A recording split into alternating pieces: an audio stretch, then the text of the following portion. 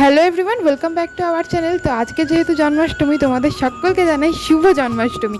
তো তোমাদেরকে জন্মাষ্টমী বলে আমি ভিডিওটা স্টার্ট করছি। তো আজকে জন্মাষ্টমীর দিন আমি সকাল সকাল মানে এখন বাজে 8:30, তো স্নান করে ছাদে চলে এসেছি। যেহেতু আমি উপোস রেখেছি আজকের দিনে, তো সেই কারণেই আমি স্নানটা তাড়াতাড়ি করে নিয়েছি।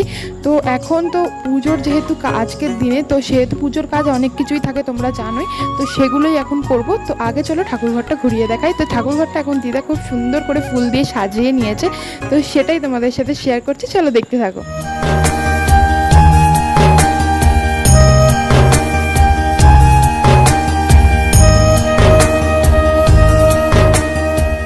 এরপর গোপালকে স্নান করানো হবে, সেটাও তোমাদের সাথে শেয়ার করব। চলো এবার দেখে নাও।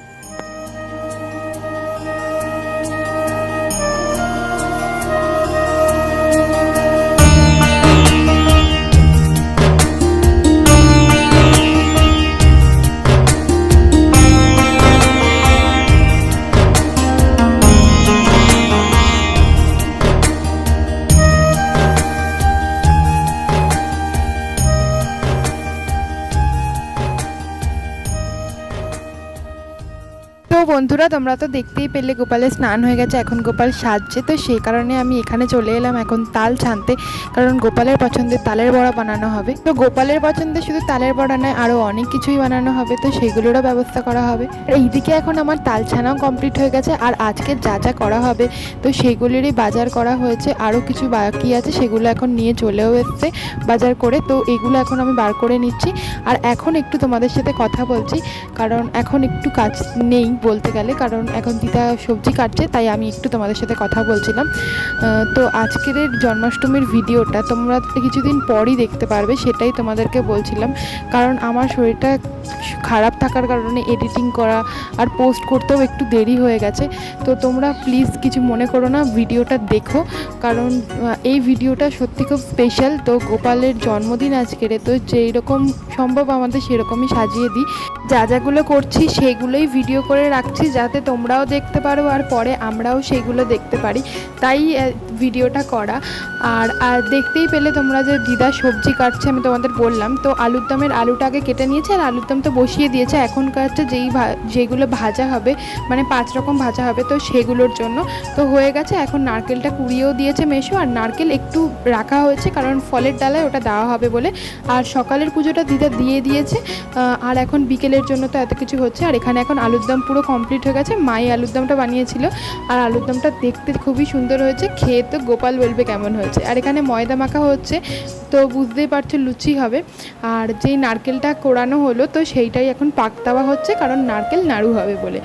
তো আজকে সকাল থেকেই তো জানো যে বৃষ্টি হচ্ছে জন্মাষ্টমীর দিনকে, তো খুব জোরে না হলেও অল্প অল্প করে হচ্ছে, আবার থামছে। আর আকাশটা দেখো কি সুন্দর হয়ে রয়েছে পুরো মেঘ দিয়ে, তো মনে হচ্ছে আবার একটু বৃষ্টি হবেই।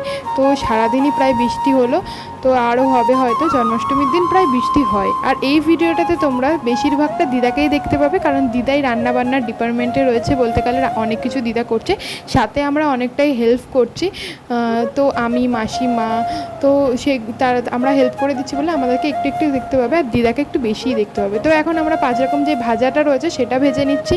তারপরে করব হচ্ছে নারকেলটা যে পাক দিয়ে রাখা হয়েছে সেইটার নাড়ু করতে হবে।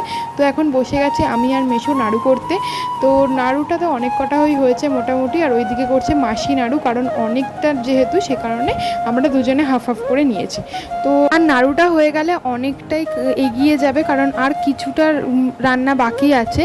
তো সেই কারণে আমি একটু নিচে এসেছিলাম, নিচে একটু বসেছিলাম। তাই আর একটু আজকে তো সকাল থেকে তোমাদেরকে তো বললামই যে উপোস করে আছি, তো সেই কারণে একটু শরীরটা লাগছিল, সেই কারণে আমি দোতলার ঘরে একটু বসলাম, বসে তোমাদের সাথে কথা বলছি। উপরের কাজ অনেকটাই হয়ে গেছে, এখন শুধু লুচি ভাজা হবে।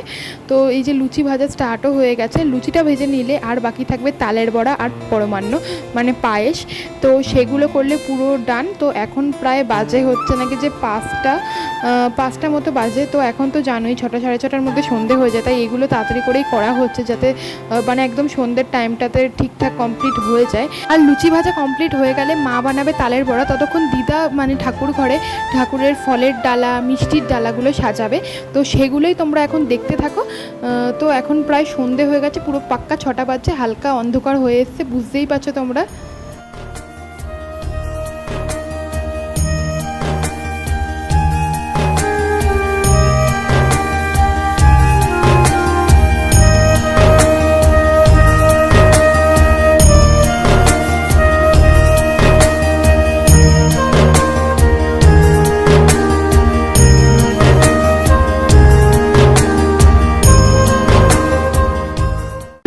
তোমাদের সাথে শেয়ার করি আমার ভাইয়ের আঁকা জন্মাষ্টমী স্পেশাল গোপাল ঠাকুর। তোমরা দেখতেই পাচ্ছ যে ও কত সুন্দর গোপাল ঠাকুর এঁকেছে, সেটাই তোমাদের সাথে শেয়ার করলাম। তোর আঁকাটা কেমন লাগলো অবশ্যই কিন্তু কমেন্ট করে জানিও। আর এবার আমাদের সব কিছুই কমপ্লিট হয়ে গেছে, গোপালের জন্য বানানো সব রকমের গোপালের পছন্দের খাবার তৈরি। তো তোমরা এখন দেখতেই পাচ্ছ কি কি বানানো হয়েছে। তো এখানে সুজি আছে, 5 রকম ফল আছে, লুচি আছে, আলুর দম আছে, আপাল লুচি আছে, নারকেল নাড়ু আছে, পরমান্ন রয়েছে, এখানে আছে 5 রকম ভাজা, আর এখানে বটবটি, বেগুন, আলু, শাক, আর এখানে মিষ্টি রয়েছে। আর সব মানে সবই গোপালের পছন্দের খাবার, তোমরা জানোই। তো সেটাই তোমাদের সাথে শেয়ার করলাম আমরা কী কী দিয়েছি। আর এখানে গোপালের পছন্দের একটু চিপস চকলেট থাকবে না, এটা তো হয় না। আর এখানে গোপালকে কেমন লাগছে অবশ্যই কমেন্টে জানিও কিন্তু। আর ঠাকুর ঘরের পুরো সাজানোটা কেমন হয়েছে কমেন্টে জানিও। তো আজকে যেহেতু আমার উপোস ছিল সেহেতু আজকের কোনো প্রসাদ আমরা খাইনি আমি আর দিদা। তো পরের দিন ওই জন্য প্রসাদটা খেতে বসে পড়েছি। আর প্রসাদ খেতে আমার খুবই ভালো লাগে। ভিডিওটা তোমাদের কেমন লাগলো জানি।